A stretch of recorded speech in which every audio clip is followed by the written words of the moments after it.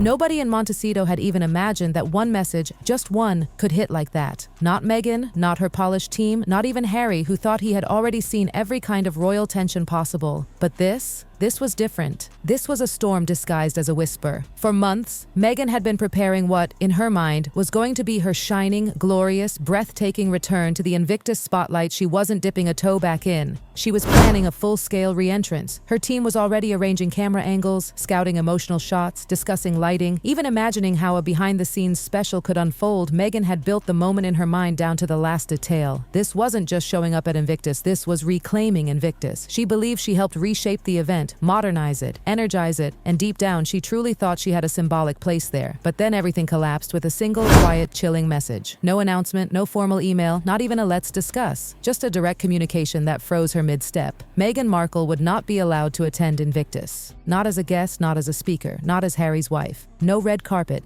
no warm welcome, not even a polite statement about scheduling conflicts. It wasn't a no, it was a wall. A cold, deliberate wall that didn't come from confusion or bad timing or a calendar oversight. It came from the top, the very top. People close to Meghan said she couldn't process it at first. She genuinely thought it had to be a mistake, something that could be fixed with a few strategic calls, something her team could smooth over in a day. But the message had been delivered with precision. No confusion, no wiggle room, no crack in the door. And as the truth settled, everything shifted from shock to crisis. Because this wasn't just a rejection, it was a message. A message from the same institution she once walked away from, now making it painfully clear that the door wasn't just closed. It was locked, sealed, and guarded. And the part Meghan didn't yet know, but soon would, was that the block wasn't triggered by one person whispering behind palace walls. It was the result of a coordinated decision. This wasn't passive. It wasn't accidental. It wasn't emotional. It was strategic. It started when King Charles requested a private discussion with senior advisors. Then William was added. Then Catherine. Then Commonwealth officials, then military representatives, then Invictus organizers. One by one, everyone who mattered was looped in, and the central question was simple. What do we do about Invictus this year? And what do we do about Meghan? What followed wasn't heated. It wasn't angry. It was calm, measured, almost chillingly organized. Concerns were laid out like evidence in a courtroom. She brought Hollywood cameras where they didn't belong. She shifted focus from injured veterans to her own moments. Fashion moments, emotional moments, camera-ready moments. Documentary crews pushed for scenes that made veterans uneasy. Netflix was preparing another storyline, another angle, another arc. And the palace feared Invictus would be swallowed by it. Warnings had already been given quietly, after Toronto, after The Hague, after her recent behind-the-scenes requests, and now the same pattern was returning. This wasn't about vengeance, this wasn't about bitterness, this was about control, image, protecting an event that wasn't hers. And so, in a private, hour-long call that insiders say was shockingly unified, the decision was finalized. Meghan could not attend Invictus. Not in any capacity, not official, not semi-official, not subtle, not symbolic. And while that calm decision settled like dust in the palace rooms, something entirely different exploded inside Montecito, because the shock Meghan felt when Invictus blocked her was nothing compared to what came next. At first she kept trying, kept making calls, kept hoping someone would say, "Give it a few days, this can be fixed." But the next message her team received was the one that truly made everything collapse. Catherine had been invited. Not casually, not as William's supportive spouse. She had been asked to step into roles Meghan once believed were hers, meeting families, greeting veterans, offering emotional support, walking through spaces Meghan used to walk beside Harry. When Meghan found out, insiders say everything went silent around her. This wasn't just being excluded, this was being replaced. And replaced by the one woman Meghan had once claimed made her cry. The palace hadn't simply removed her, they had filled the gap with someone they believed was safer,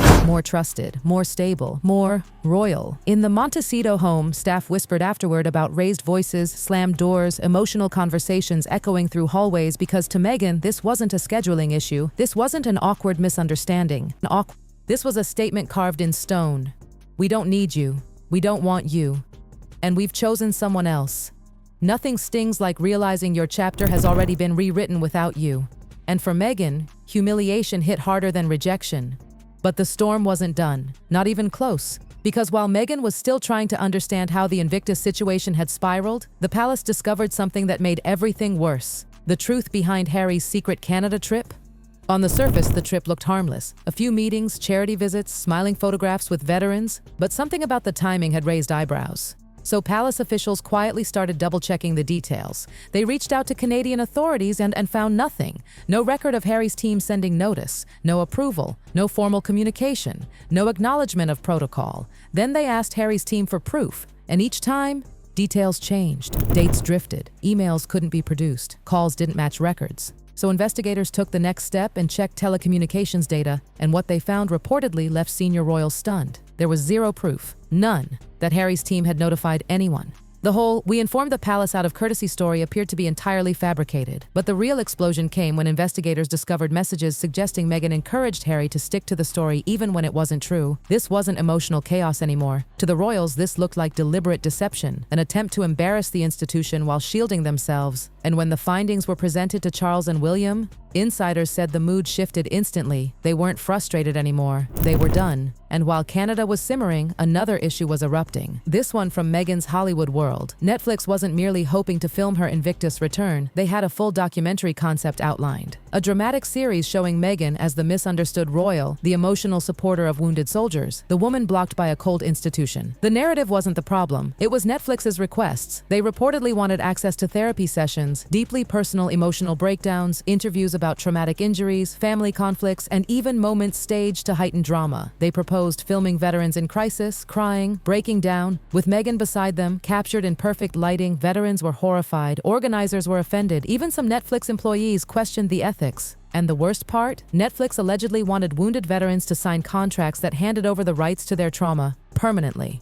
When King Charles heard that, insiders say his decision was immediate. Netflix would not be permitted anywhere near Invictus. No cameras, no crews, no contracts, nothing. And since Meghan's entire Invictus return depended on capturing footage, her attendance was dead before it began. This wasn't just a block, it was a total shutout. But the story wasn't finished. The palace then compiled what insiders chillingly described as a complete Sussex case file. Every incident, every conflict, every moment of disruption, every risk, every pattern that threatened the stability of the monarchy. And the verdict was final. Harry and Meghan would be treated as outsiders. Completely. No special protocol, no coordinated events, no invitations, no public acknowledgements, no soft concessions, no open doors. Silence would be the royal response from now on, the coldest weapon of all. This wasn't punishment, it was protection. And while nothing official has been announced, the message behind palace walls is unshakable. Meghan will never be welcomed at any royal or Commonwealth event again. Harry may return, but only alone, and only under strict conditions. And even that possibility grows smaller every day. Insiders in Montecito now say Meghan has finally realized the truth, a truth heavier than anything she expected. This isn't a temporary conflict. This isn't a one-event misunderstanding. This is the end of her royal relevance. The door isn't just closed, it's sealed. The chapter is finished. The story is over. And as Invictus prepares for a drama-free year, as the palace holds its silence, as Harry stands at a crossroads between two worlds that may never meet again, one truth rises quietly through the chaos. This wasn't just a block, it was a final separation. And now, with everything laid bare, Meghan is left staring at a truth she never thought would come for her. That no matter how loudly she fights, how carefully she plans, or how beautifully she performs for cameras, the palace has moved on without her. Invictus will shine without her presence. The royals will stand without her voice, and Harry is slowly realizing he is walking two separate paths at once. And as silence settles over everything, one thing becomes painfully clear: the worlds they tried to merge are permanently, irrevocably divided.